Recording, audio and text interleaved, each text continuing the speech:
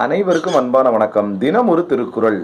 நெடும் புனலுள் வெல்லும் முதலை அடும் புனலின் நீங்கின் அதனை பெற அப்படின்னு என்ன அர்த்தங்க?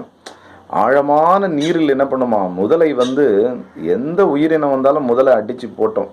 ஏன்னா அதுதான் ஸ்ட்ராங்காக இருக்கும். இப்படி தண்ணிக்குள்ளே இருக்கும்போது முதலை ரொம்ப சூப்பர் ஸ்ட்ராங்காக இருக்கும். ஆனால் அதே நேரத்தில் இந்த முதலையானது தரைக்கு வந்துருச்சுன்னா வேற உயிரினங்கள் வேற விலங்குகள்லாம் என்ன பண்ணுமா, அந்த முதலையை விரட்டி விரட்டி துரத்தும்.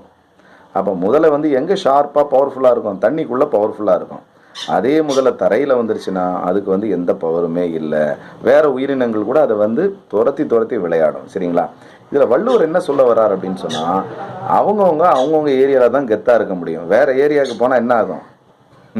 அதான் இடன் அறிந்து. அப்போ எந்த ஒரு செயலை செய்வதாக இருந்தாலும் அந்தந்த இடத்துல தான் அவங்கவுங்க சிறப்பாக செய்ய முடியும் அப்படின்னு யார் சொல்கிறா? நம்ம